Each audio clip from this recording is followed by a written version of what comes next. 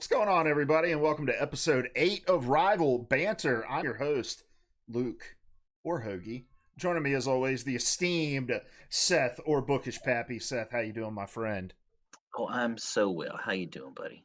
I'm doing good, man. You had yourself an eventful weekend. Um, going to watch a little, uh, what is it called? Non-esport or something like that? It's one of the world's oldest sports called soccer, Mm-hmm. or football. And it was a And most LAN tournament, right? Not online. yeah, it's hard to do. It's a little hard to do. Over the webs. But Nice. yeah, it was a lot of fun. We went to a Charlotte FC game. I'm a pretty recent soccer fan. Luke knows I didn't grow up watching a lot of sports. I played some, and I wasn't good at them. But I've kind of circled back around. Now I can just be like a large and growing larger man who just sits on the couch or goes in the stands and just fans out. So it was my first time like sitting in the supporter section for a team.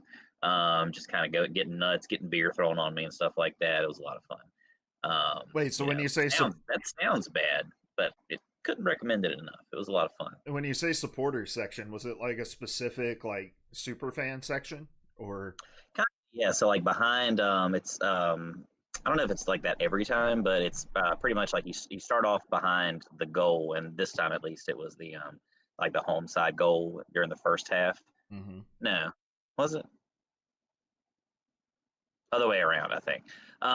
Whatever it was. So we were like pretty much you're just like behind one of the goals, and so you can boo the shit out of the the opposing keeper, and then whenever your guys in the goal, you're just that much closer to him. You can cheer him on, that kind of thing.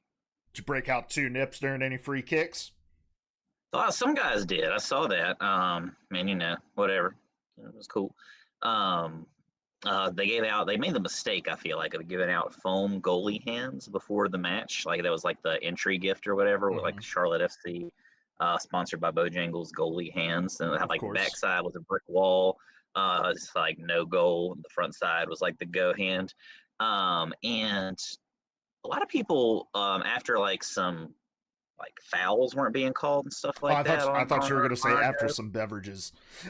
Oh, well, probably that too. But lots of people started ripping the fingers off, and they only left one, and it was the middle one, and it was just sticking up real high. Mm. And so lots of people were either bending the back or doing that. I'm like, it's probably maybe the last time they'll do that for a while. Who knows? I wonder how Mr. Bojangles felt about that. Brought to you by Bojangles, Yeah, baby. yeah. All right, just two of these. Take It two was and pretty call cool. me in the morning, doctor. Nah, dude, soccer. I've actually never been to a live soccer game. I've been to a live basically everything else game, but never a live soccer game. But the I know the crowds can get pretty raucous, and even like MLS, I feel like has a pretty good like engaged fan base. So Yeah, and I think it's only getting better and better too. They've been growing a lot over the last few years, from what I understand. So, and Charlotte's pretty yeah, new, right? Like they've only been around for a couple years. yeah, 2022. I think this is the third. And I don't know exactly how the seasons work. It's either the third or the fourth season. It's 2025 now, so 3 years, but whatever. I think it's 2022. But yeah, very very recent team. I think them and then Austin, another team I follow. They're in the Western Conference. They I think are from the same year. Some teams have been around forever. Some teams are a lot newer. Hmm, nice. Well, let me tell you about what I've been doing, Seth. What have you been doing? So I'm working from home now, and I didn't realize like how much I've kind of missed being in the office for a multitude of reasons. Like number one, I like being around people. Working in esports was fun. Like I worked around a bunch of people my age who had the same interests as me. But the one thing that I didn't realize how much I missed was just being forced to move around. And you don't work from home, right? You work at a school, like you're walking around all day, right? So, um, when you work from home, it's just me to the fridge. I take Link outside every, a couple times a day maybe. But at the end of the day, I'm pretty sedentary, right? Well, so I bought Hey, well, myself. there's a cat. Yeah, here's Edgar. So yeah, I'm pretty sedentary, right? And I had a walking pad for a while, and I started breaking that thing out, and ended up breaking that. and had to get myself a new one. But I got myself MLB The Show, and I got it for free from where I work because we got some hookups over at Sony. Shout out. Hell yeah.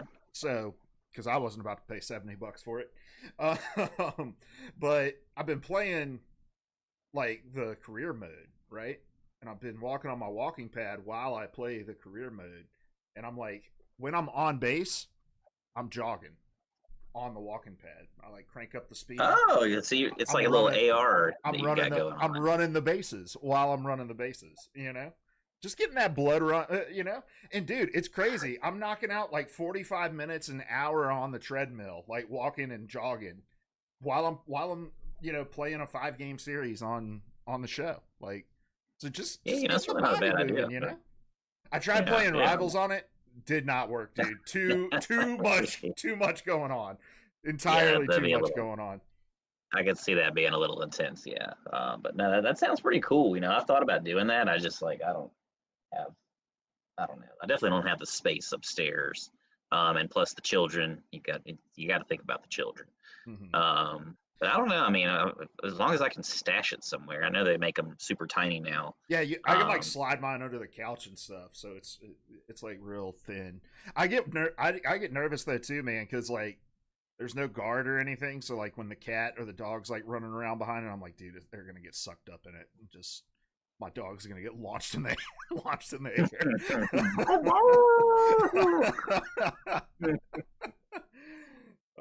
But dude, I highly recommend it. Like if you find yourself being like, man, I want to like move my body a little bit more, but I don't want to leave my house. Yeah, it's a great way to just kind of reclaim some of your time, especially if you've just got some low stakes games like MLB The Show you want to play. Cool. All right, man. Well, let's jump into the show and talk about our weekend rivals. So, tell me, Seth, what'd you get up to in game this week? And I'm gonna text Lauren back real quick. She's actually in North Carolina right now. So North Kakalaki. Yeah. So I had a pretty good week in rivals. I've been, I don't know if I would call it on a win streak, but I've climbed back up from wherever I was last week. I forget. I know I was in mid plat at some point. I'm back up. I got back to Diamond 2.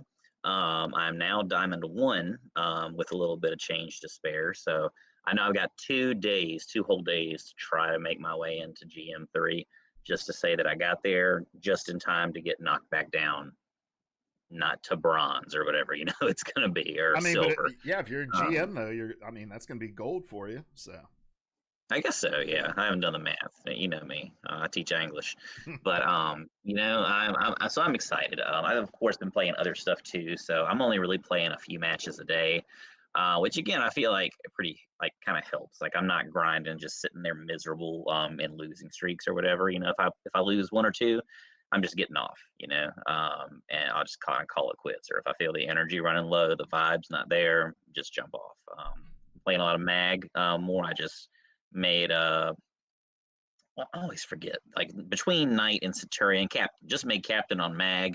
I'm working on my Lords for I'm about halfway through Centurion to Lord on Fang and Mantis and Thor. So making some progress, yeah, so not too busy, but definitely a lot kind of going on. I'm definitely looking forward to all the stuff and the things that we're going to be talking about here soon. But what about you? Yeah, basically my whole week has just been about logging on and playing 3 games a day to get through my pickup bundle, because I finally purchased it.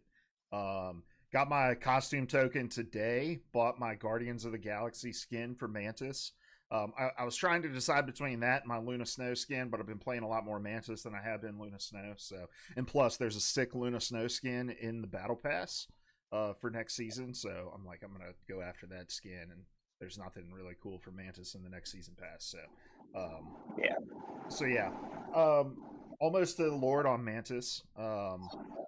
Been grinding that out too. So, and honestly, man, with the changes and knowing I'm gonna get bumped down 9 divisions, we'll talk more about that here in a little bit. But I've kind of been wondering, like, do I really want to spend these last couple days grinding? Because those last couple days of a season always kind of suck in ranked in these games, because it's always like everybody's kind of grinding for that last little bit.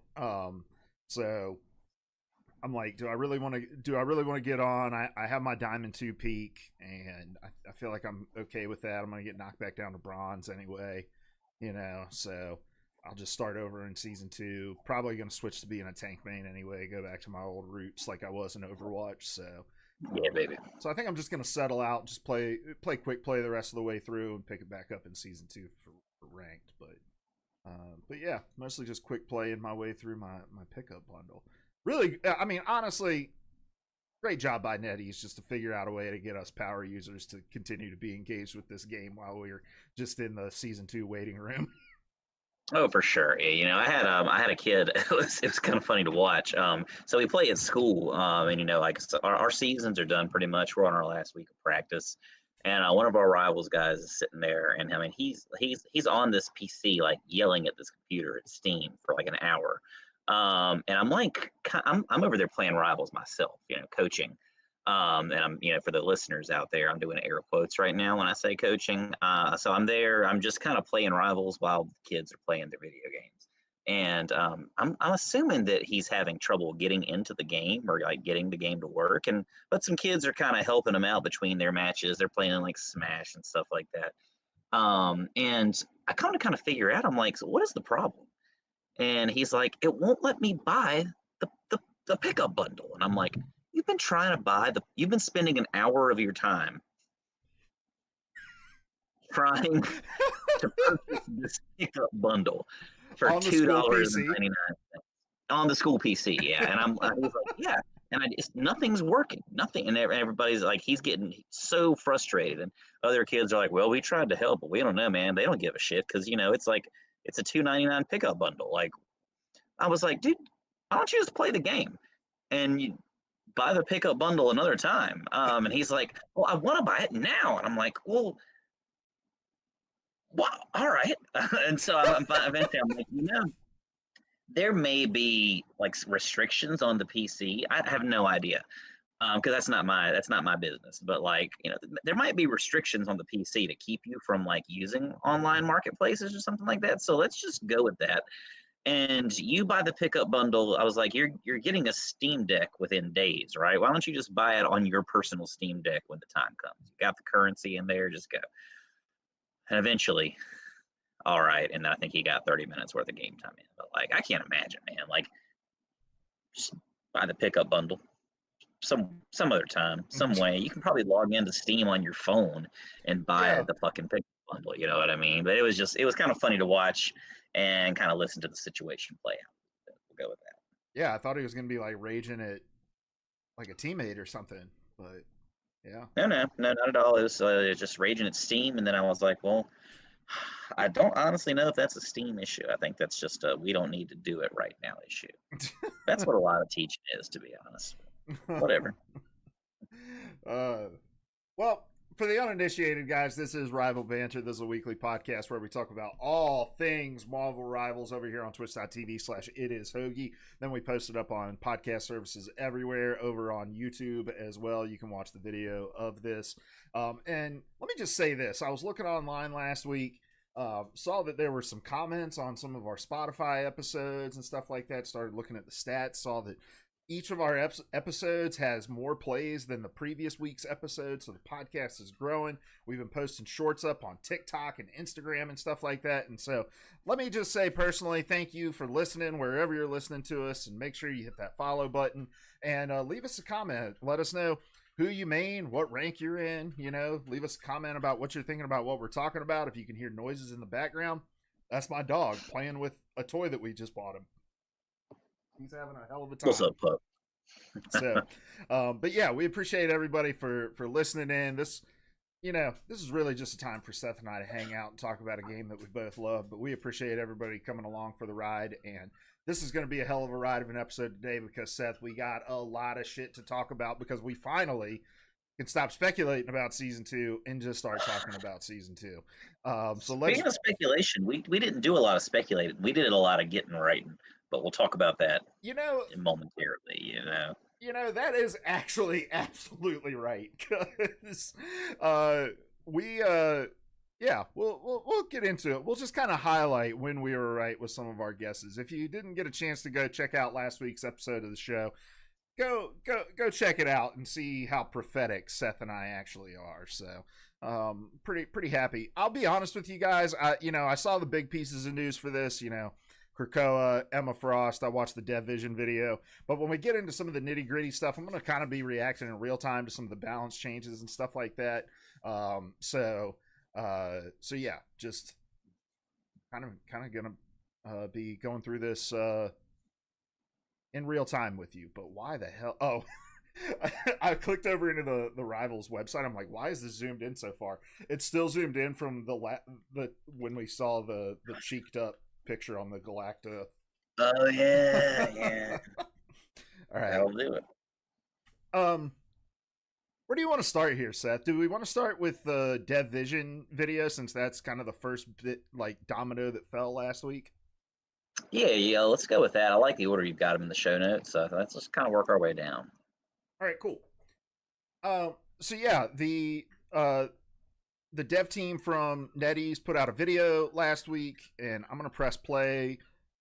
Headphone users, guard yourself. I have not tweaked the audio on YouTube yet, so let me mute this real quick. Okay.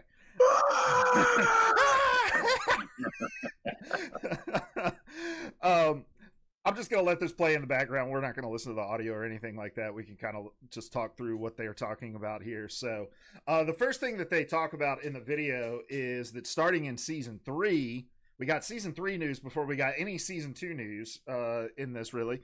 That starting in Season 3, we're going to be changing up the timing of seasons, where seasons are going to last for 2 months, with the half season split being at each month, and we're going to get a new hero every single month. Seth, that seems like crazy timing. What do you think about that? It seems, it's very quick. I almost wonder if it's too quick, but I'm also like loath to think that, because that sounds fucking awesome, getting 2 characters, or a character monthly, right?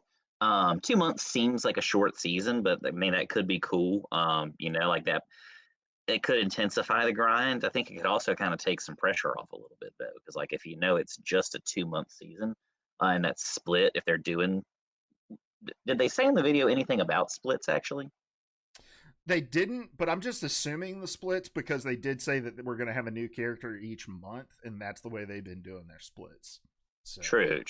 I guess so. I'm just wondering about resets and all that, but it might kind of decrease the grind a little bit, because like that's very quick. So it's either going to make people just try to jump in that much more, or maybe just kind of like ease it up a little bit, I think maybe.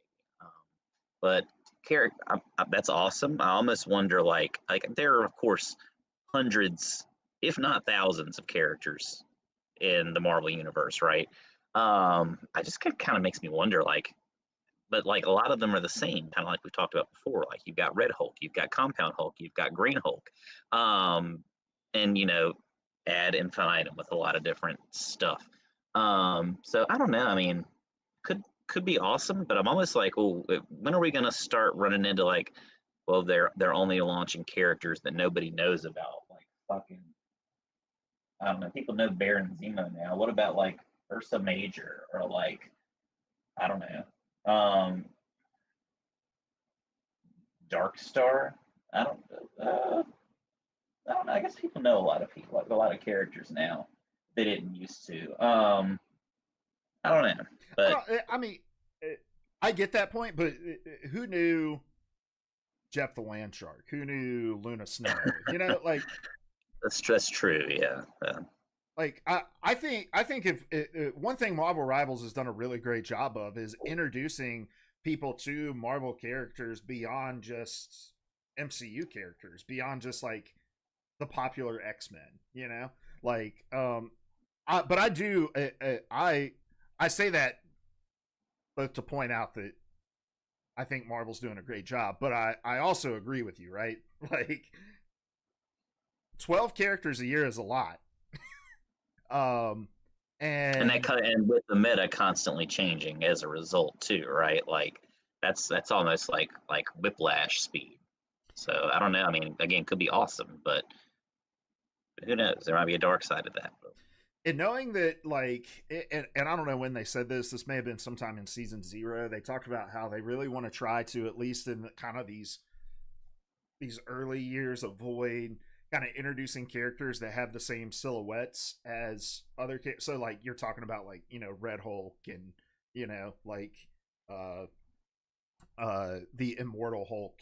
Like all these pre-mutations of Hulk, right? Like they don't want to add in these other kinds of Hulks that are going to look similar to the other Hulks, right? Because they want to have the like visual distinction between characters, which is funny when we get to Emma Frost and we're like, there's another blonde white lady. But like, so yeah, I'm interested to see a year, 2 years from now, like the diversity of characters that we're gonna have in this cast. But it's a big universe that we're gonna be pulling from. I mean, League of Legends has 160 champions in that pool, and there you can find people who main all 160 of those characters. Not all of them are viable. Not all of them have ever been viable competitively at the highest levels, but like I think But the game is still rocking, man. but the game's still rocking. And I think if the North Star for your development is we just want to make characters that are fun to play, and not necessarily that we're gonna have like 100% representation at the highest level of competitiveness, I think it can work. I think I am a lot more excited about knowing that we're gonna have balance patches every month versus every 6, 7, 8 weeks or whatever we're getting them at now. Yeah, something like that. Because this has felt like a long time since season 1, the season 1.5 patch. It really has. Like I was kind of thinking about it before, like in conversations with kids, about like kind of the upcoming changes, and I'm like, well, and in our discussions last week, right, like trying to think about like kind of the narrative shift and who came out. I think I was telling a friend about the game who hadn't heard of Marvel Rivals actually, and I was like trying to remember who came out first. Was it Mr. Fantastic and Invisible Woman, or was it Thing and Human Torch? And I'm like, I don't know because it's been so damn long. So this is exciting. I lean positive on it. I'm just kind of like cautious in Mm-hmm. kind of like what could happen, I guess. But They haven't steered us wrong yet. I mean, it's early on still, but I'll give them the benefit of the doubt till they give me a reason to take it away. But yeah, the next announcement that they made in it, but outside of just the big things that we're going to get to, there's going to be a ranked reset coming in season 2, and it's going to drop all players down 9 divisions. The example that they gave is that if you're in Diamond 1, you're then going to be dropped down to Silver 1 instead. So this is a big change from what we were going to see, which I think was a 4-division reset at the half season and a 6-division reset at the full season, which was what they were going to do originally. I think this is just full confirmation about what we were talking about last week, right? Which was that not having a reset at the half season was a mistake, and they're like, okay, well, we're gonna go back all the way on that, and we're just gonna send everybody back 9 divisions and make you yeah, for catch up. sure. Do you remember what was the original kind of goal? I know what was the reset going to be? Was it 4 or 6 at the midway point? I think it was 4 at the midway and 6 at the full season. But now they're going to do 9. Okay, so I definitely kind of agree there too. Like it kind of seems like course correction a little bit, as far as I would think. So I imagine it'll be 9 this time, 4 at the midseason, 6 next time is what I think it's gonna be, but we'll see. And then they did announce that there's going to be an updated map pool for season 2. I don't think we had a map pool up to this point. Correct me if I'm wrong. I think just no. This is the first one, which seems soon for me. I mean, did they pull Overwatch maps? Yeah, yeah. Map. There's a competitive map pool in Overwatch. So the map pool in season 2, it's going to add Krakoa, which is the new domination map that's being added for season 2, and Tokyo 1099, which is I always get these mixed up. The Convergence map is going to be dropped out, and Royal Palace. So Odin's what is it? Odin's Archive. Odin's Archive. It's going bye. Hell yeah, brother. Yeah. So I like the other two, but like that fucking Archive, it's just smoke on the water, baby. Let's get it out of yeah. here. So the game they're not going to be totally taken out. They will still be available in the map rotation in quick play, but in competitive play, those maps won't be available. The that will also carry over into esports play and tournament play as well. So new map rotation. I'm okay with that. I I'd like to see the logic in the Tokyo 1099 getting dropped out if they just kind of randomly picked one, or I don't know. Is there anything that sticks out to you about Tokyo 1099 that would make you think they're gonna drop it out? I do know that No, I first point mean, is really like hard for the attacking team to take. yeah. I mean, I could see that, especially with that. That's the one with the tower right as you come out of spawn, right? Mm-hmm. And the choke, right around the corner. Yeah, I mean, other than that, are there two Krakoa maps they're adding, or is it just one? It's just one. It's just the domination map. Okay. Yeah. So I'm wondering if maybe it's just kind of like preemptive for, I guess, like a second map at the mid-season break or at the split or something like that. Yeah, that could be it. So do we want to just guess it's going to be a convergence map? It's I mean, yeah, I mean, in all honesty, I don't know. I would love to have a domination map. Like I think that's the mode that's nearest and dearest to my heart. Like I just love getting in there and clashing, but you know, can't have too much of a good thing. So I don't know. I'm kind of happy with whatever. I'm honestly just excited at this angle, and I think we kind of did we predict that too as a possible storyline, the Krakoa thing. or yeah, I think you had mentioned Krakoa. Krakoa is definitely a domination map. I was saying the half season is going to be okay. convergence. Yeah, they had some streamers playing on the new update, and Krakoa looks awesome.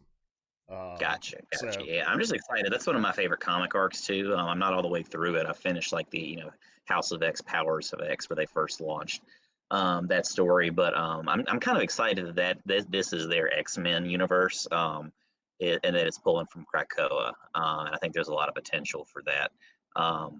Yeah, if you haven't read that one, I know you're an X-Men dude more than I probably am. So I would definitely. It's like a hard sci-fi story. This is tangential, but whatever. I definitely would recommend that, and it's kind of cool, kind of knowing some of that stuff going into this season, and what they could kind of work in, that kind of thing. oh, nice. Yeah, text me what I need to check out so that I have it written down somewhere.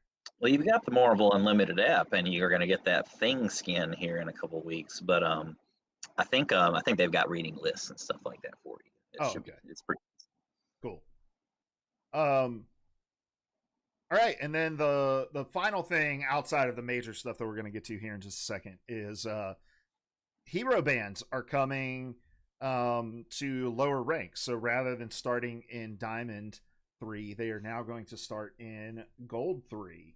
Seth, what do you make of this? Bring it on, man. I kind of it's nice sometimes, like where I've been kind of at that mid low rank level, low diamond, mid diamond, and then of course high plat where you're playing some diamond lobbies. It's nice sometimes to kind of catch a break and just jump in, play whoever you want to play. That's also what quick plays for, right? Like I think more people need to kind of be exposed to those bands at even lower ranks, because they need to branch off. Like, I run into people in those diamond lobbies that are like, I've got to play Hawkeye. I only know how to play Hawkeye. Mm-hmm. Don't ban Hawkeye.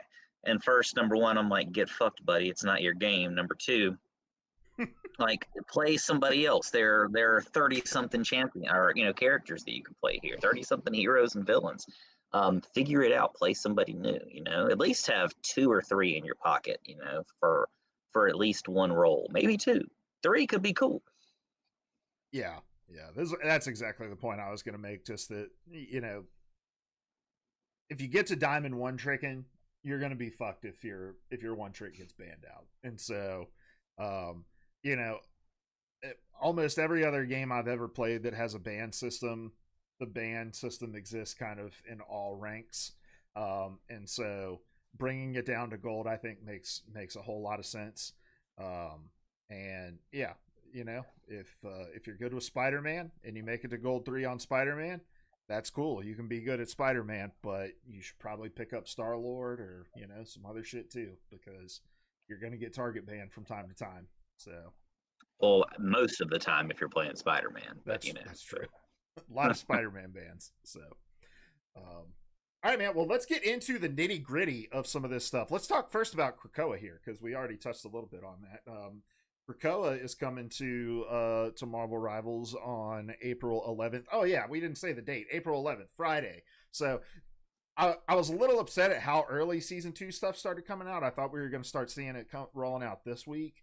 But like our episode was like a day old, and then season 2 stuff started dropping, and I was like, shit, everything we said is already starting to, get demolished. But so yeah, Seth, if you want to open up the link on Krakoa and watch this trailer, since I'm not sharing screen with you, but yeah, I've seen this. Yeah, so we've got the Krakoa map here. Tell me what you know about Krakoa from your reading, Seth, and what we should be. So just in general, Krakoa, there's a whole thing with Moira McTaggart, and kind of like the revision of history through multiple lives, through mutant power, whatever. We don't have to go that deep, but just in general, it's like an island country that belongs totally to the mutants, kind of like Genosha, but different in that it is the island itself is a mutant, which is a wild ass idea. It's alive. It has its own language. That like one of the mutants' powers is just kind of to like translate the language of this island. It's a character in and of itself. It's totally governed by mutants. They have their own laws. The whole kind of like setup arc is about them like solving a bunch of the world's problems and then kind of holding them at ransom and being like, like if you guys want cures for diseases and if you want things that mutants can do, you have to kind of acknowledge our sovereignty as a nation. It's kind of just like Xavier and Magneto just going like just getting the cojones that they never really had, at least Charles maybe in some of those earlier shows. The two of them are friends, like consistently, like they're allied and kind of like have the same purpose. They're even allied with people like Apocalypse and Mr. Sinister. Like it's pretty much everybody kind of together, which is wild as hell. And again, just kind of like there's a lot of potential to kind of change up the dynamic of what people kind of expect. It's kind of an older storyline now, but I think this kind of thing, however deep people get into the lore of the game, like I think this kind of has some potential to kind of change people's expectations of what like an X-Men story can be, or something like that. So I think the main thing I noticed in this trailer was we have 4 statues. Mm-hmm. In this, that's part of the Quiet Council. So and I know who you're looking at. Who were you looking at in there? You saw Mag. Yeah, we saw Mag. We saw Emma Frost. We saw Storm. All 3 of those characters have something in common. They are in this game or will be in this game. And the 4th statue, Professor Charles Xavier. Wheelchairless. So I'm curious for you, how did you know that was Professor Charles Xavier? Because he's wearing a big ass X helmet and he's standing up with his legs. So how did you know that was him? I mean, that looks like his Cerebro helmet. Okay. So yeah, so I'm guessing that's who it is, right? Yeah, that's who it is. He kind of has this new like sleek look in that story arc too, and also not in a wheelchair. Than the hover chair or whatever version of his wheelchair there is. So yeah, I think that would be awesome. And again, this is kind of a way to set that up for the future too. This might be the Blade of this season, kind of seeing Charles Xavier in statue form right here. I like that call out. The like, hey, it's something that's going to be playable in the future, not necessarily next season, but here's your first look at what the design is going to look like. Yes. All right, man. Well, let's get to what everybody wants to talk about, and it is mommy herself, Emma Frost. Hubba hubba. Because NetEase came out last week and said, if we can't make you guilty enough to play Tank, we're sure as hell gonna make you horny enough to play it. All right, we're gonna give Venom a twerking emote. We're going to put the mother of all mothers in this game, Emma Frost, all right?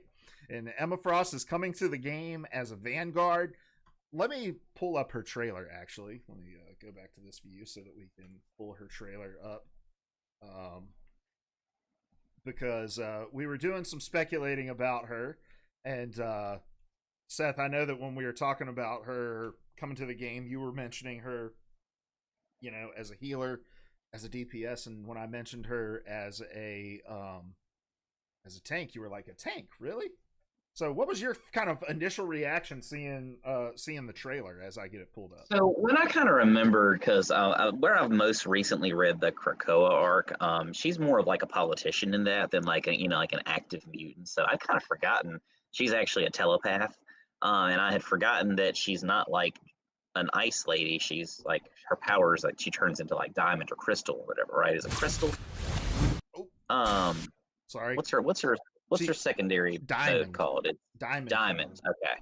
So I'd forgotten totally who she is. So when you said that, I was like, oh, it makes total sense. And I was thinking it'd be cool. I think I mentioned in that episode, like, yeah, that would be cool if she's a Vanguard, because number one, she's like small. She doesn't have to necessarily be this kind of, big meaty tank like the Thing or somebody like that. But like kind of like her mutant power kind of makes her a tank, and I think it's cool how they're doing this with her powers, the way they split up. You've kind of got her tank mode with her diamonds covering, and then you kind of have what I feel like is almost like a DPS mode too, or like a little bit more when she's not in diamond form, or maybe it's the other way around, but who knows?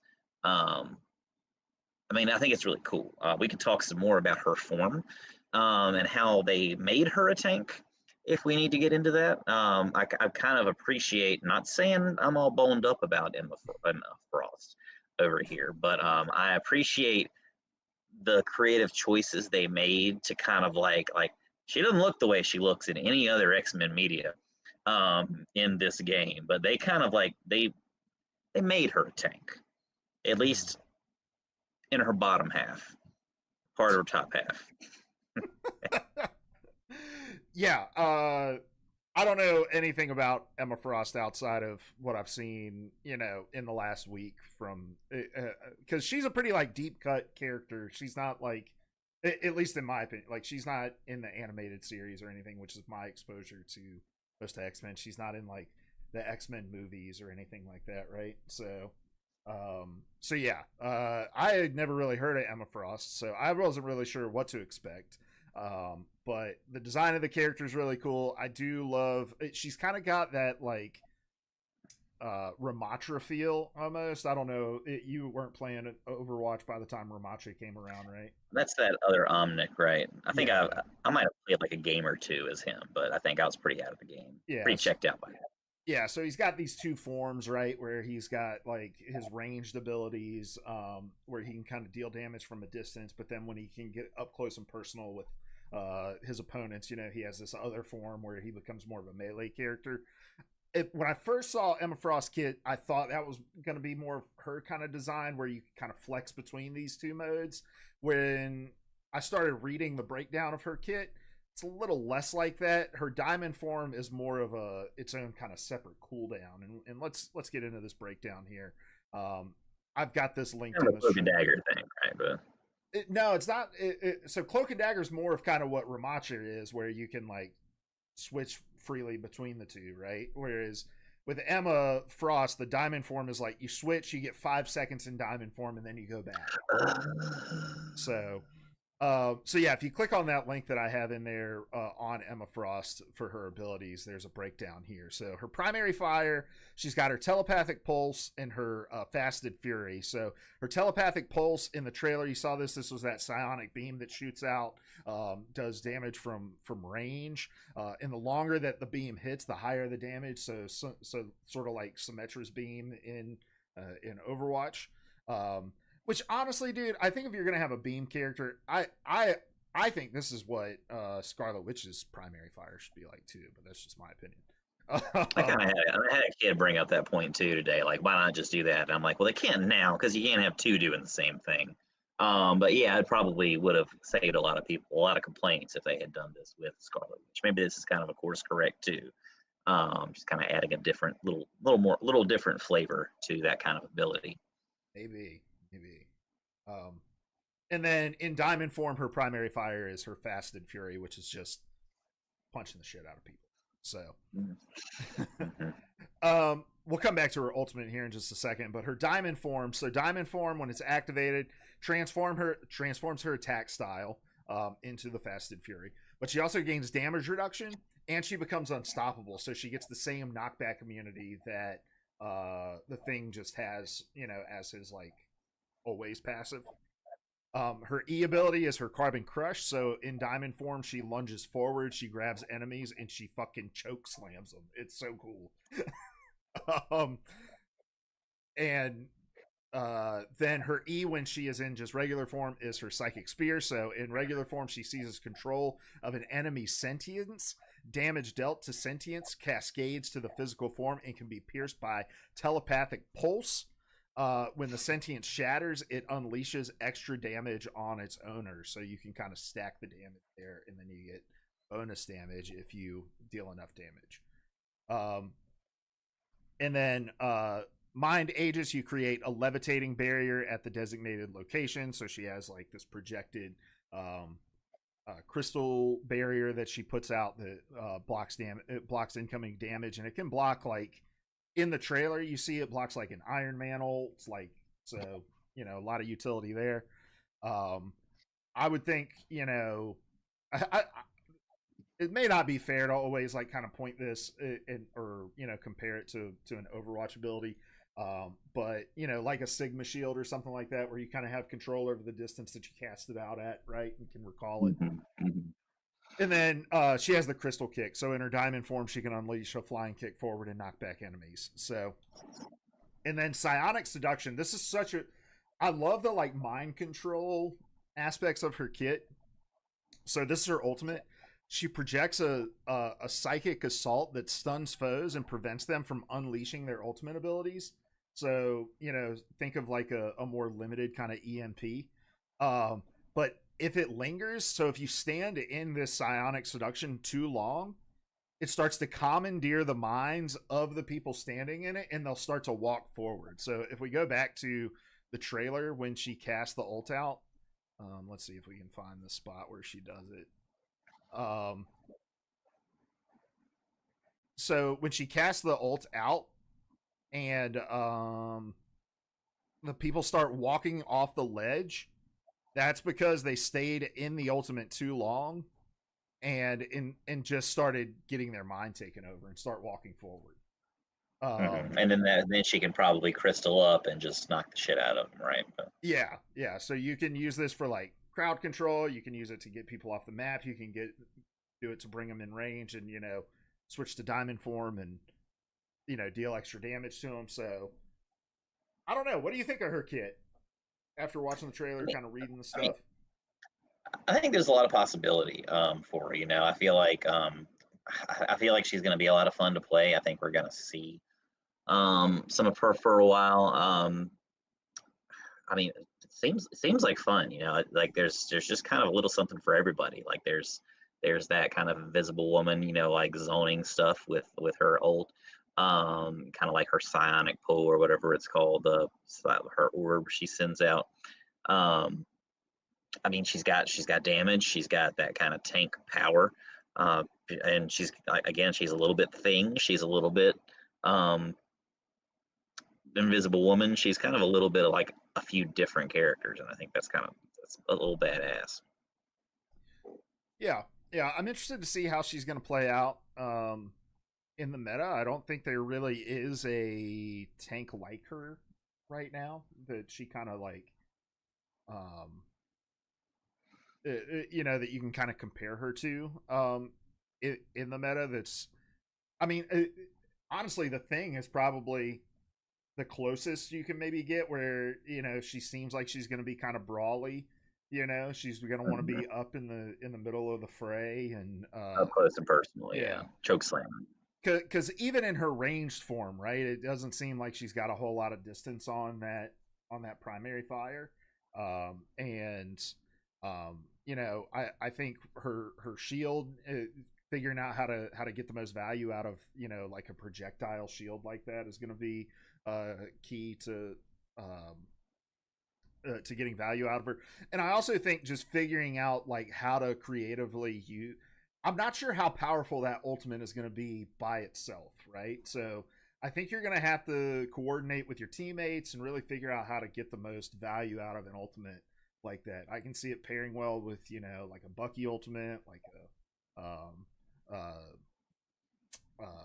like a Namor ultimate, like those AOE big damage ultimates and stuff like that. But I'm interested to see how it plays out as kind of like an ultimate on its own, right? Because it doesn't seem to do a whole lot just by itself, outside of just being cool because you're taking over somebody's as a concept. That's just awesome.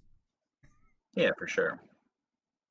But when we're tank duoing next season, and we figure out who the best Emma Frost player is, who's going to main her, we'll figure out how to maximize our potential. All right, Seth. Any final thoughts on Emma Frost before we move on?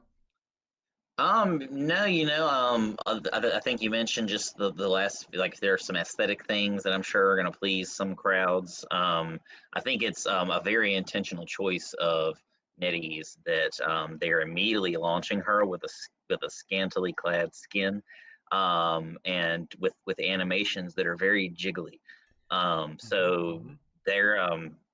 they're again trying to put the asses in the seats, I think, for Emma Frost. And from what I hear teenagers say about her, I think she's going to be a very popular character. Yeah. I think what I've heard people calling the X Revolution skin that they revealed, I think people are calling it the Gooner skin. So Yeah, when the teenagers say the things, and then I say don't say those things, and then they say them a little quieter, and you still hear them, but whatever. Yeah. and then I say, "This is my podcast," and I say what I want. And this is the Gooner skin. Speaking of the Gooner skin, I just dropped a link inside the chat to the skins from the Battle Pass and these skins that are going to release at the start of this new season, including the Emma Frost X Revolution skin. Because you didn't think that the jiggle physics could be more on display than her default skin, but as a matter of fact, they certainly are. In the X Revolution skin, but Star-Lord also getting a new skin at the start of the new season with his King of Something skin that's cut off here. Spartax, King of Spartax skin. So these are the just 4 purchase skins. These aren't going to be a part of the Battle Pass, but these are the characters that are going to be getting Battle Pass skins. So we got Magic, Luna Snow, Psylocke, Iron Fist, Black Widow, Captain America, Bruce Banner, Squirrel Girl, Spider-Man, and Cloak and Dagger. All going to be getting Battle Pass skins as a part of the Flower of Krakoa Season 2 Battle Pass. Let me play this trailer here. Let me mute this trailer here. So this is the trailer. Seth, what skins of the ones in this Battle Pass are the ones that you're like, man, I got to get my hands on that?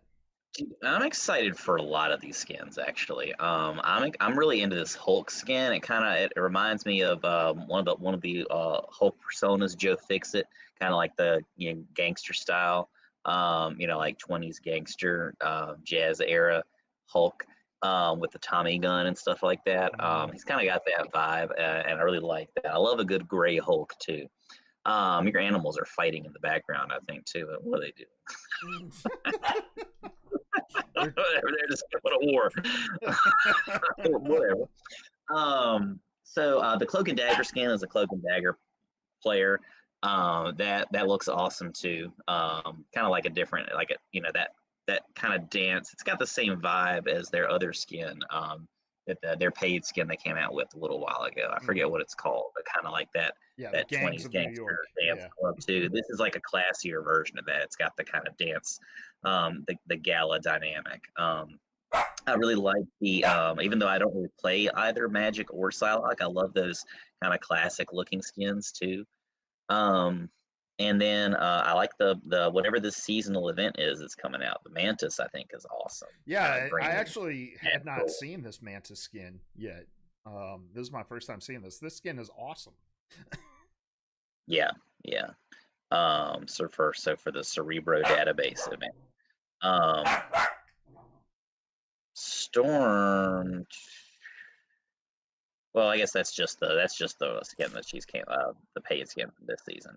I Yeah. like the Logan, the Wolverine skin too. That's from some classic arc too, like where like Hulk and Wolverine teamed up, dressed up in white tuxes and stuff like that. Mhm. So I wouldn't be surprised if we see a kind of similar Hulk skin coming out one of these days. There's a lot of good stuff here. I even like the Rocket skin, kind of like the tropical hat, the fancy necklace, that kind of thing. It looks awesome to me. There's even apparently, I guess it says down at the bottom, not confirmed, but the Jeff the Land Shark skin looks like it's got a lay on, and like a tiny Luna on top of him or something like that. Could be Yeah. cool. Yeah. And a shirt of some kind. So Mm, um love a shark in a shirt. there's also going to be, I think, some costume recolors. I'm all about the Luna Snow skin. I think the Luna skin is one I'm definitely going to be grinding for. I feel like every Scarlet Witch skin in this game looks the same. Um, Yeah, yeah. I don't play Psylocke or Magic, but if every character in the game had an old school like 90s animated X-Men skin, I would have every single one of them. I would buy all of them if they had them because those are just sick.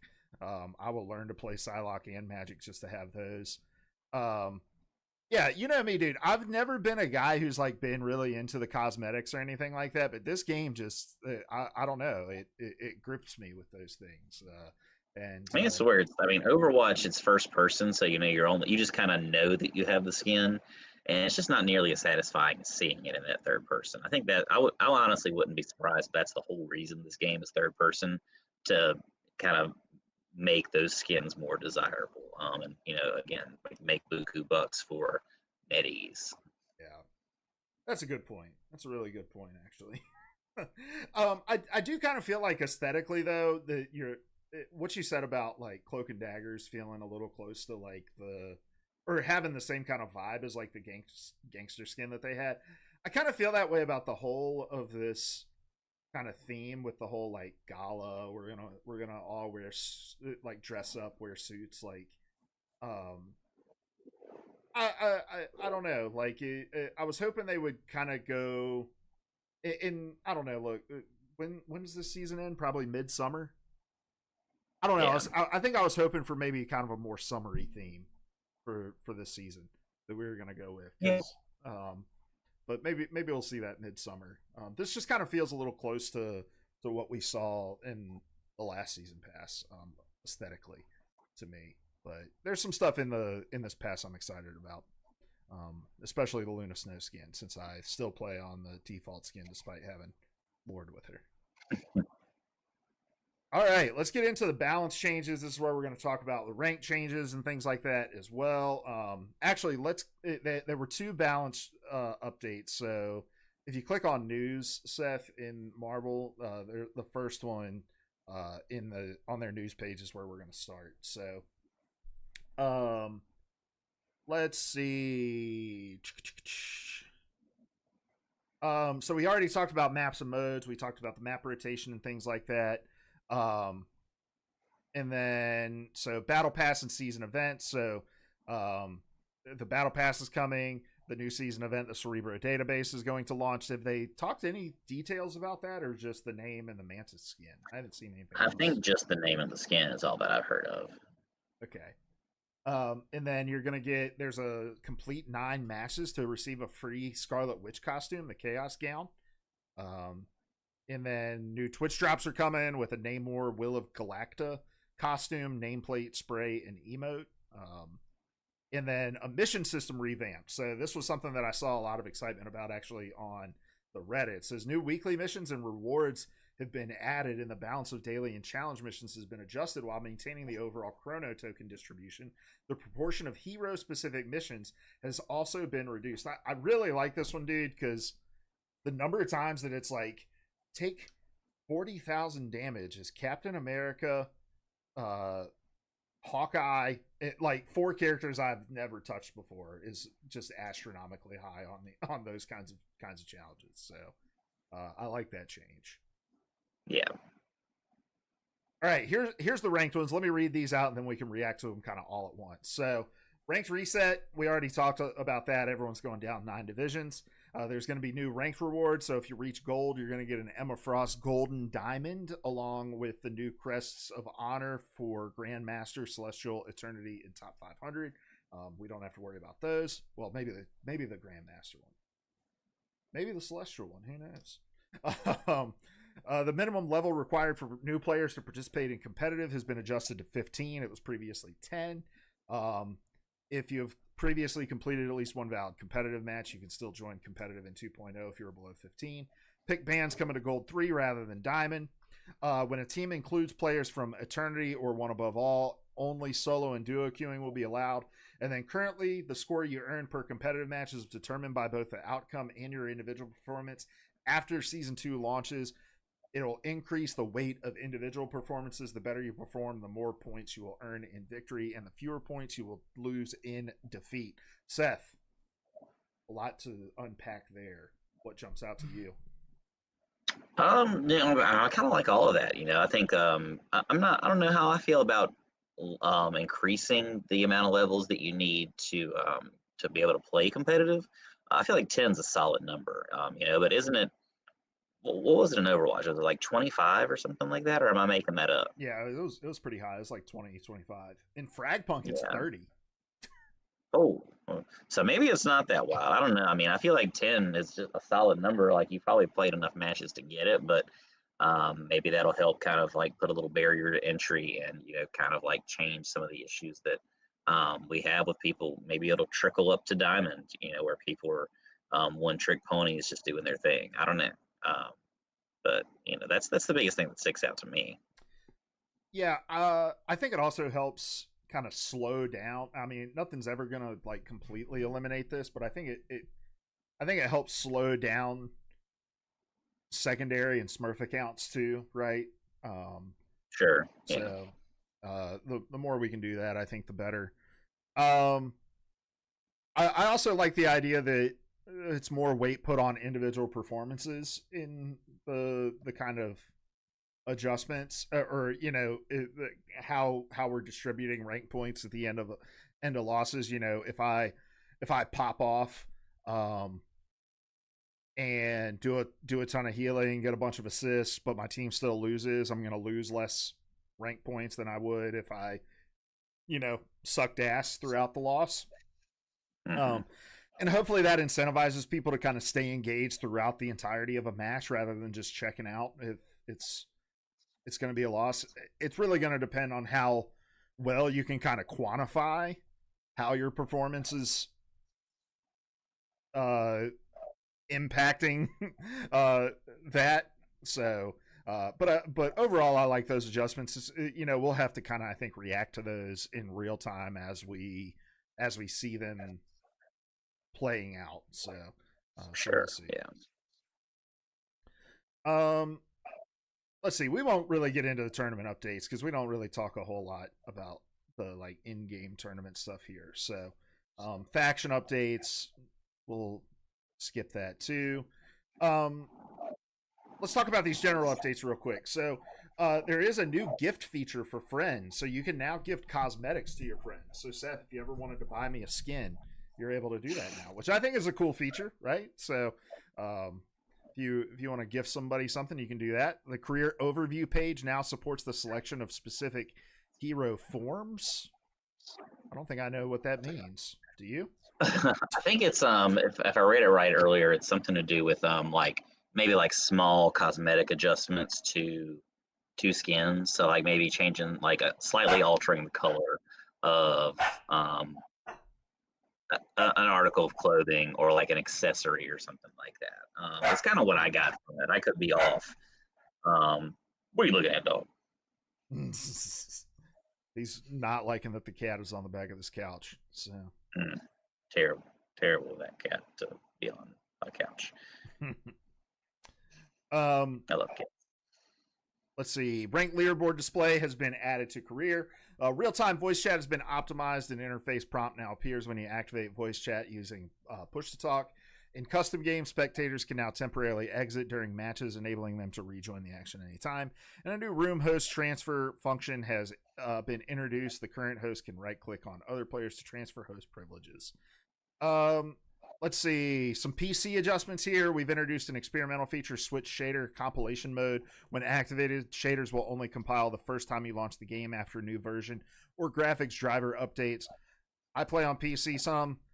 Sucks. Every time you boot the game, it has to compile shaders. So this is a nice little quality of life update. Yeah, that's going to help with some optimization stuff. So. And then they've added some support for a bunch of different shit there that I don't understand. So on console, new vertical dead zone sensitivity settings. Players can now customize the additional acceleration sensitivity after reaching the vertical dead zone. So stuff for your sticks. Additional sensitivity acceleration delay settings. Character movement stick dead zone settings. So you can set your stuff for specific characters. Trigger dead zone settings. New player initial settings feature and focus memory optimization. So a bunch of different changes there coming to consoles. Fixes and optimizations that are coming. And then here we go. Let's jump over to the other patch notes and talk about the balance adjustments to the heroes. Because this is what we actually want to talk about, Seth. Yeah, this is the nitty gritty. So you have not looked at much of these, right? I've looked at a little bit, kind of like just through kind of my main areas of interest, the people I hate, the people I love. But this is all new for you, right? I mean, I've seen a little bit of it. I've seen the Hulk changes. But I haven't seen the full sweep of it. And I haven't seen all the numbers. So I'll kind of be looking in real time here. So, all right, let's start with our vanguards here. So Captain America. Reduce a base health from 675 to 650 and reduce the shield value of Living Legend to 400 to 350. Why is Captain America getting a nerf? I mean, I think they made him. I wouldn't say he's too powerful. He just kind of became after that last buff he got. I feel like he's just such a viable backline tank. I mean, he's almost impossible to stop. He jumps around, he's all over the board. So I feel like just a 25-point reduction in his base health, that's not too much to take off the table. Did he get a team up? Oh, he got a team up. Did he get a team up? Yeah. He did it with Winter Soldier, right? Yeah, let's try to talk about those at the same time because I think that might help. Okay. Stars align. Captain America and Winter Soldier, a classic partnership now with added strength. As the team-up anchor, Captain America gains a maximum health increase of 100 and a 5% boost to damage output. Okay, that's pretty massive. And with Winter Soldier being like a meta character, that seems like a pretty... Yeah, okay. And Winter Soldier unlocks the devastating stellar impact ability through his team up with Captain America, and I'm sure we'll see that in a minute. Okay, I'm sorry. Go ahead. I cut you off. What were you saying? No. I mean, that's a pretty fair trade-off. He's a backline. I mean, he's a force to be reckoned with now. Whenever you get him in that backline, or if like he's just trying to stall point. So the 25, I feel like it's not much to lose, and especially if he's getting a kind of stellar team up like that, that's a pretty fair trade, I think. A 750 Captain America with a 350 shield doing 5% extra damage to my backline sounds like a terror. That sounds horrible. Yeah, so I mean, but that's with the ult, so I don't know. It could be cool. He's getting a nerf, but at the same time he's kind of getting a buff too. Yeah. So, and that's only if you've got the soldier team up too. So I don't know. I feel like it's a fair trade. We'll see how it shakes out in comp. All right, the Sorcerer Supreme, Doctor Strange, decrease the daggers of Danak, which is his primary fire, damage per projectile from 18 to 16, and reduce the Maelstrom of Madness conversion ratio of dark magic to damage from 1.3 to 1.2. I think he's also getting some changes to his team ups. He's being removed, I think, from the Gamma team up. And wait, no, he's still in the Gamma charge. No, he's being I removed think from he's the not Gamma. in the. What did you say? So he's being removed from the Gamma charge, but he's being added to the. He's getting Arcane Order with Scarlet Witch. So he's going to gain a maximum health increase of 100, and Scarlet Witch will get that Mystic Burst ability through her team up with Doctor Strange. So some damage nerfs to Doctor Strange. He's already got some survivability nerfs to it, like in the last patch. And so I don't know. Doctor Strange seems like he's gonna have a hard time without kind of that team up. Because 18 to 16 on his primary fire seems like a pretty big nerf as well. Oh, yeah, I'd say so. But again, he's also kind of a force too. At least he's still got a shield. So he's still got a lot to work with. He's a pretty strong tank. So I don't know, 2 point loss. I mean, it adds up, but I don't think it's a game breaker. To take Strange out of that kind of strong stance as a vanguard. I want to hop down to Scarlet Witch because I think it'd be good. Like, let's talk about Scarlet Witch because I think it'd be good to talk about and say, okay, Scarlet Witch has been like completely non-existent really in the competitive meta at most ranks. So did the changes to Scarlet Witch make her viable enough to say, okay, we're going to see her enough to like make the team up with Strange relevant? So let's talk about her changes. So she's getting removed from the team up with Magneto. So Magneto's big sword's going bye-bye, right? She's going to get this new like burst damage thing with the team up, which looks really cool. But remove chaos control percentage damage while increasing fixed damage from 60 to 80 per second. Okay. Increase Chthonian burst projectile damage from 35 to 40 and spell field damage from 35 to 40. Okay, that seems like a pretty big buff that gives her better burst, which has always been kind of her big problem, right? Increase the cooldown of Mystic Projection from 8 seconds to 10 seconds and reduced phased state time from 2 seconds to 1.5 seconds. So her Mystic Projection's her little thing to like get out, right? Yeah. Okay, so a little bit of a nerf there, and then rework the slow effect. Go ahead. I think so. But it's either that or one of her projectiles. I don't. Names are hard. Yeah, I think the Chthonian burst is her projectile, and then I think the Mystic Projection is her like phasing out of reality and like Gotcha. Not the bubble projection either, or the bubble that she shoots out. I think so. Hold on. Okay, that's not a big deal. I'm sure the people correct. So yeah, leave a comment if if we're mistaken about all this crap and this stuff. Yeah, it allows her to free fly around the map. Gotcha. All right.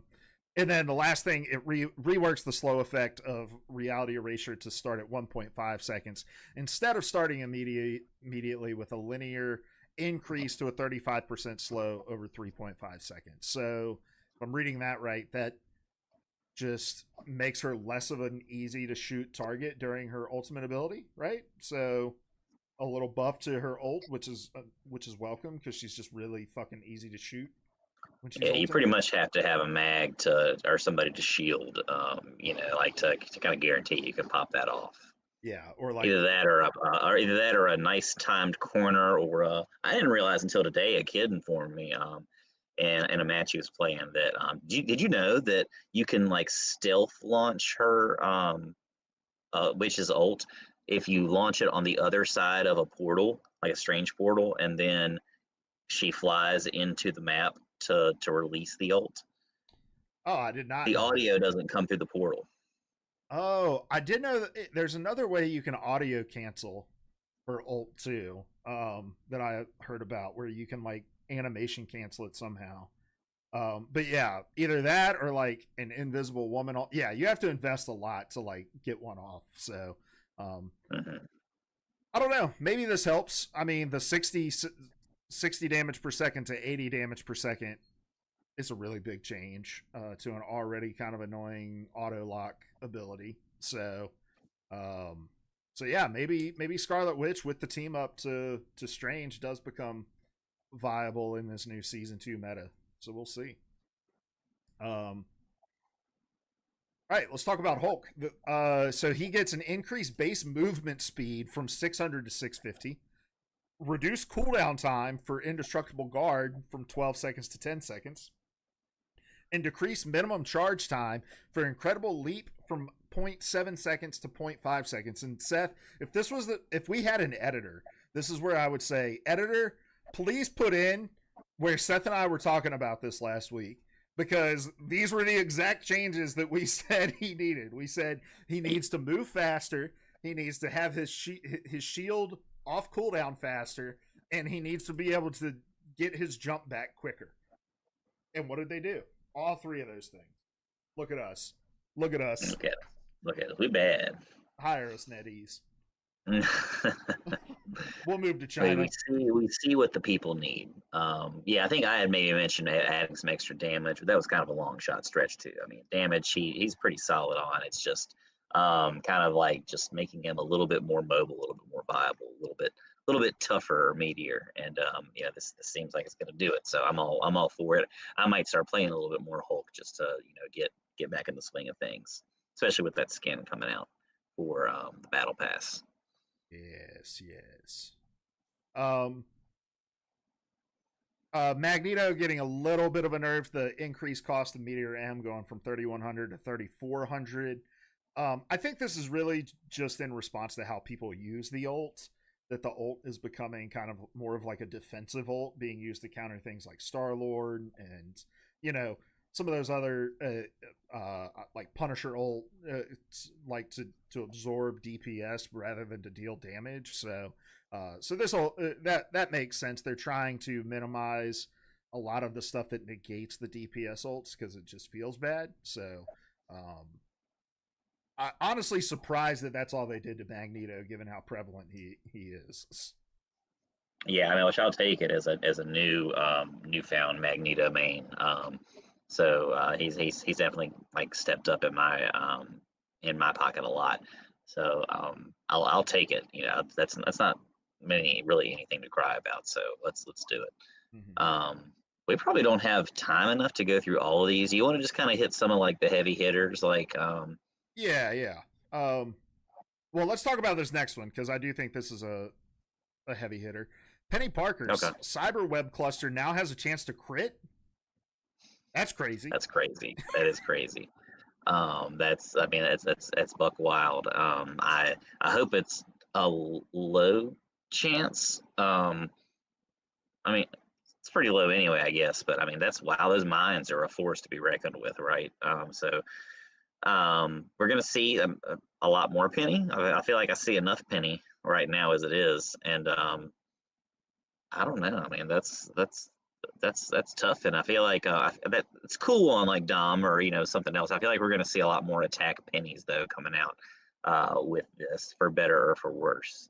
So I mean, she's also getting 100 extra health. Like she's getting a buff to her movement speed while she's doing her primary fire. Like I don't know. I think Penny Parker's gonna move up on the old tier list when we get around to that here in a couple weeks. So we'll see. Your thing, main. What do you think about his little damage reduction nerf on his leap? It's not a huge change, but do you think that does much for him?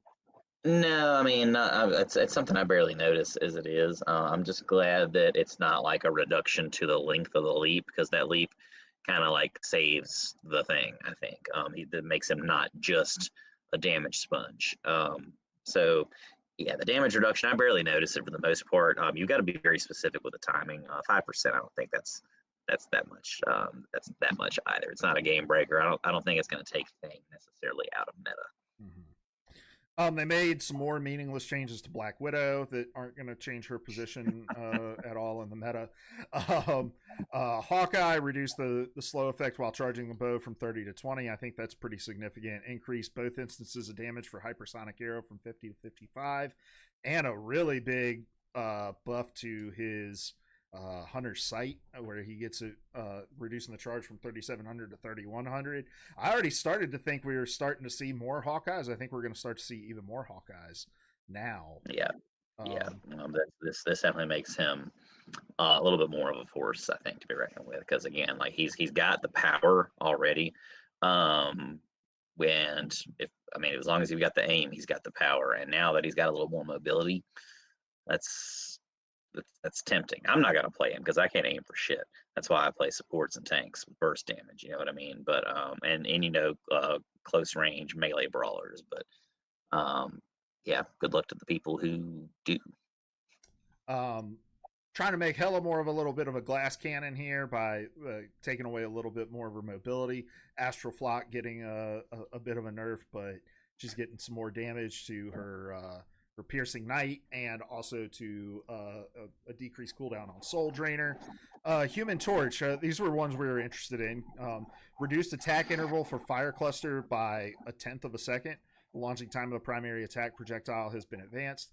Increase the cooldown time for Flaming Meteor from 12 seconds to 15 seconds, but add a new effect after releasing Flaming Meteor. Immediately gain 75 bonus health, which will start to fall off 3 seconds later at a rate of 30%. I think that's a really good change there, honestly, because I don't feel like I see enough Human Torches using that ability to like dive backlines. And I so, never see it. I honestly don't think I've seen it one time. I've never seen a torch dive down and touch the ground. They're always way high up ass in the air and barely doing any damage or just getting low enough to really like make some interesting designs and flame barriers, stuff like that. So I could be a pain in the ass. He could be the new Spider-Man with this. Who knows? But worth a shot to see it, see how it goes. yeah, 75 might be a lot. That's a lot of health. Iron Man's going to become a lot more pesky to deal with on console, at least. His hitbox is going to be slightly reduced. And he's going to gain 100 bonus health, activating Armor Overdrive or Gamma Overdrive that will start to fall off 5 seconds later at a rate of 30 per second. Iron Fist is getting a bunch of changes. It's going to increase his effectiveness against vanguards. They're going to continue to try to make him a tank buster when everybody wants to play him as a backline dive character. Don't understand what they're trying to do with Iron Fist here, but go off, I guess. Mr. Fantastic, I guess they're just going to continue to slightly bump up his base health until they just one day accidentally move him over to the Vanguard and keep him there. I mean, you can't get much tankier, but he's working on it. He's going to get damage pretty much across the board for his stretch punches, flexible elongation, gets a new effect. Enemies within range now suffer a slow effect, reduced elasticity gain from the elastic stretch from 30 to 20. And then when he uses the Brainiac bounce, he gains bonus health so that you can't just instantly shoot him out of his ultimate ability. I think all really good changes to Mr. Fantastic there. I think, I think he can do some interesting things if he's meta, like especially with the Thing being meta, with Emma Frost being more of a brawl character. Like Mr. Fantastic could be such an interesting character to watch in high level play, with if they can just get him in the right spot. And these seem like some pretty good changes. Yeah, I didn't realize until talking about with somebody today. I watched a kid play in Fantastic who doesn't usually play it. Somehow the kids know these things that I don't. Apparently, you are supposed to always just use his ult, the Brainiac bounce, when you're in the inflated state. And if you don't, it's stupid because like you don't get his bonus health buff. And now it's kind of cool. I think that they're adding that last note.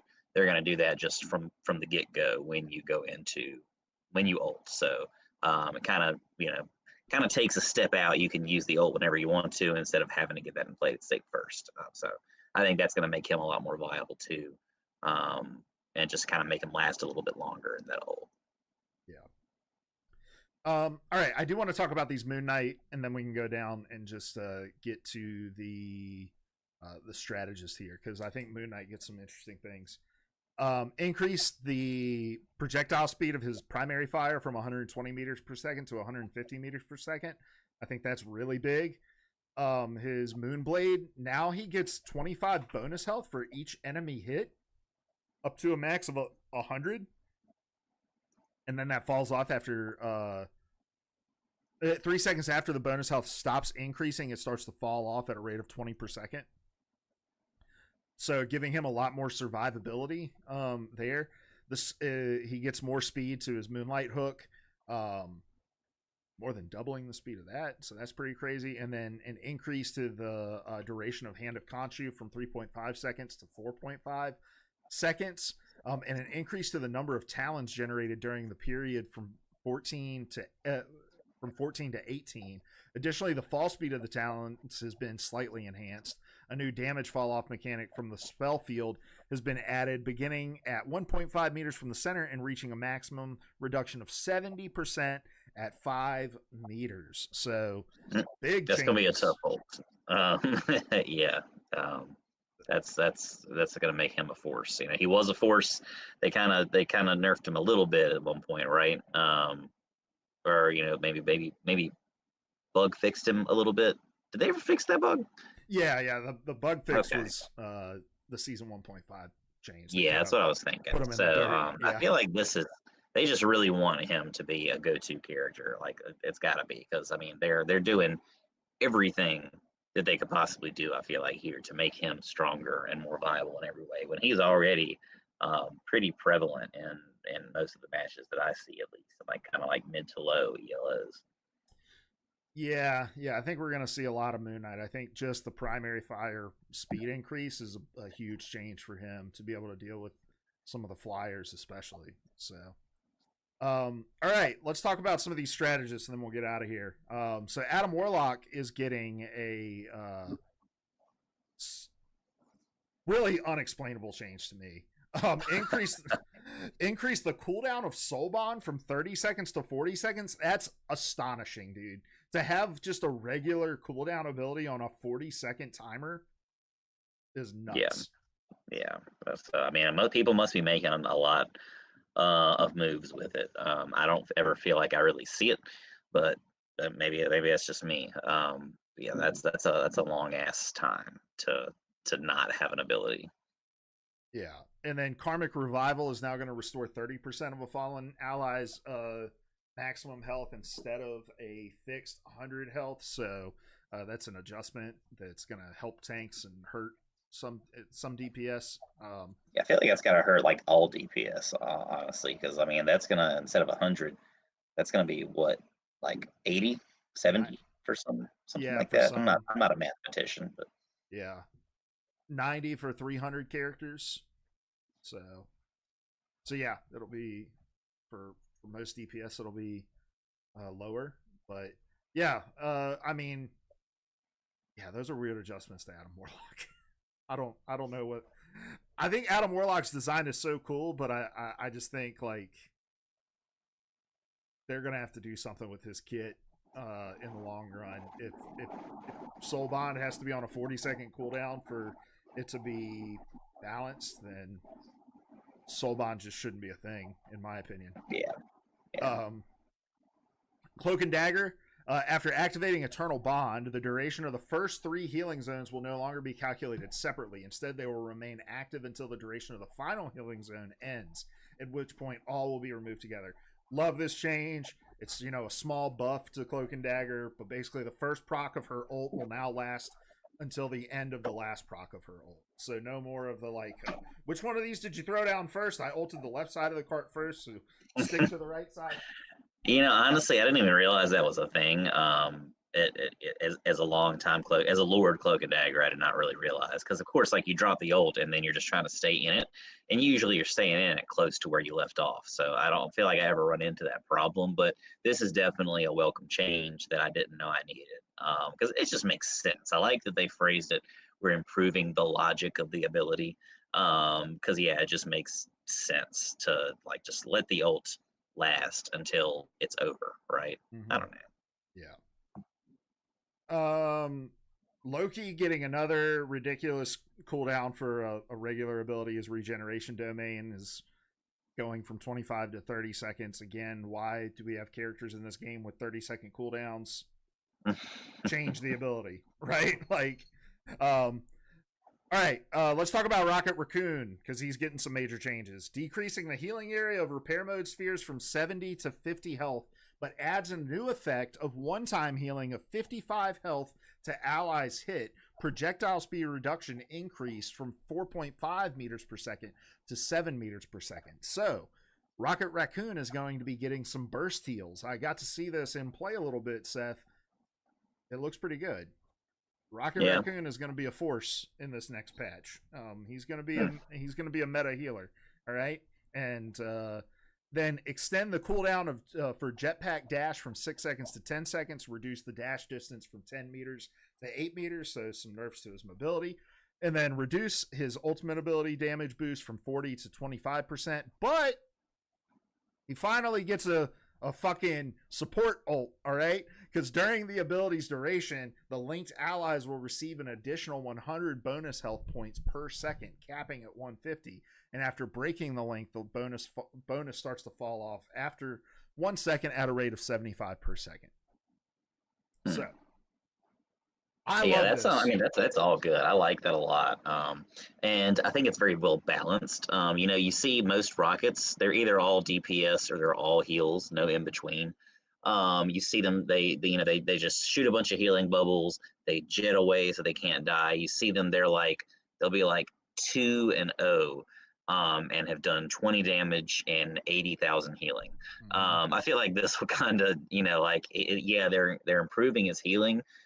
Which is awesome. I don't even know that it's needed, but they're improving his healing. But they're also kind of like reducing his survivability a little bit in the moment-to-moment gameplay, and I think that's kind of needed to make him more balanced, and maybe that'll kind of like increase some opportunities for people to play him with a little bit of damage in there too.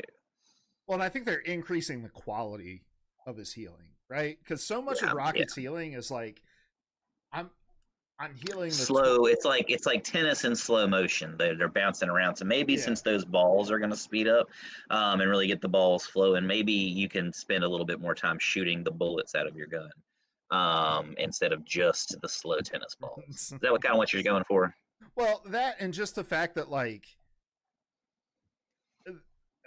I'm getting 55 health instantly on hit rather than me getting 55 health slowly as the ball starts to pass, like, that's so much more quality healing in that instance, right? So true. So much of Rocket's healing is like fights over, you're restoring the 25 health missing from this 750 tank, right? Like, and it just stacks up over time.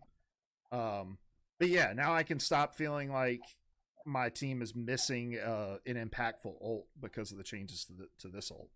All right, let's really quickly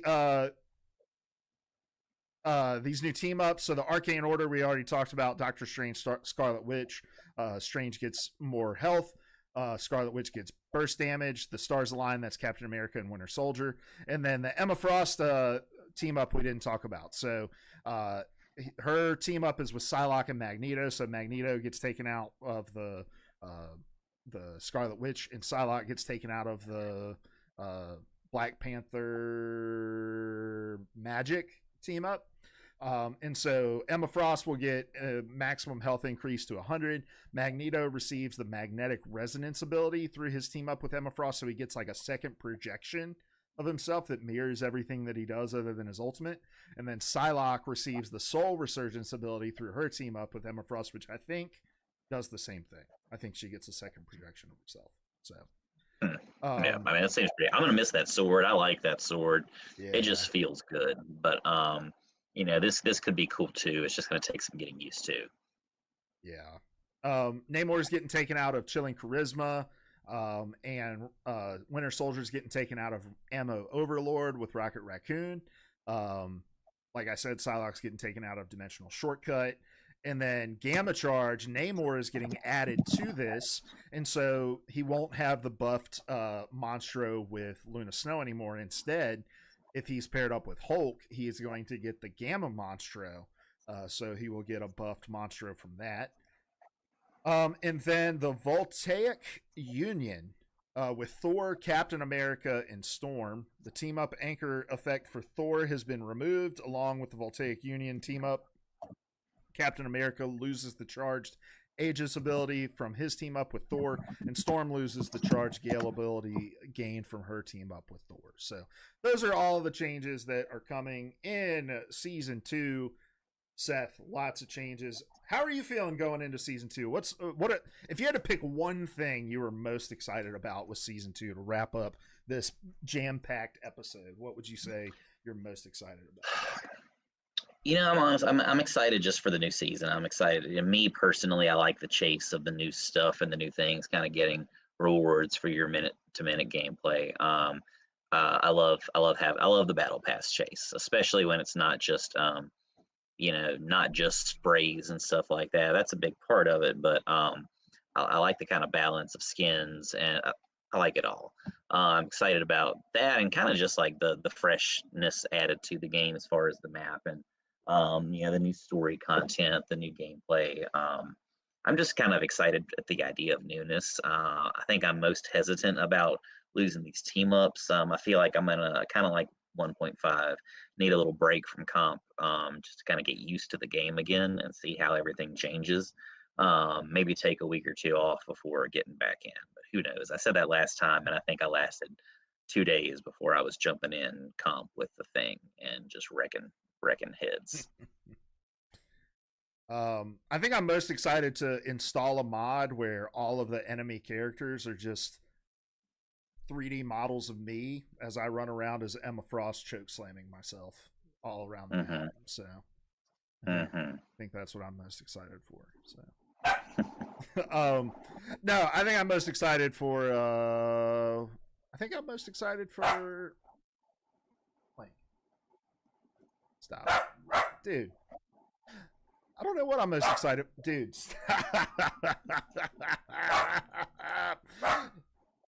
I'll tell you what I'm not most excited for. These Penny Parker changes.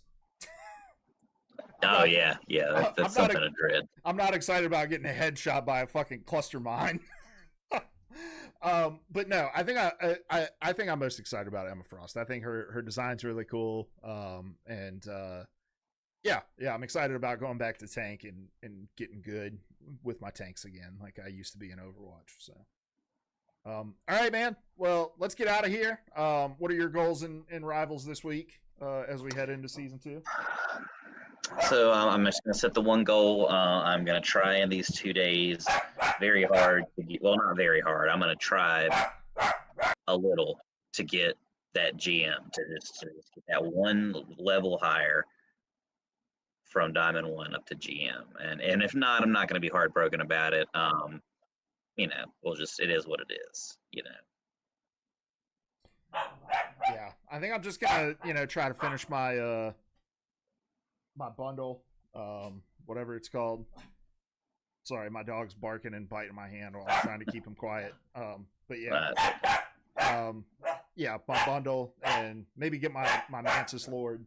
And yeah, but anyway, that's going to do it for this week. I'm going to wrap us up because my dog's freaking out for some reason, and I can't do anything about it. But this has been Rival Banter. We'll see you guys next week for our thoughts on Season 2 live in action. And then, yeah, here in a couple weeks, we'll be ready to do our official tier list and all that sort of stuff. So the wheels of content roll on. But Seth, thanks for hanging out with me this week. If you've been listening to us, thanks for hanging out with us this week.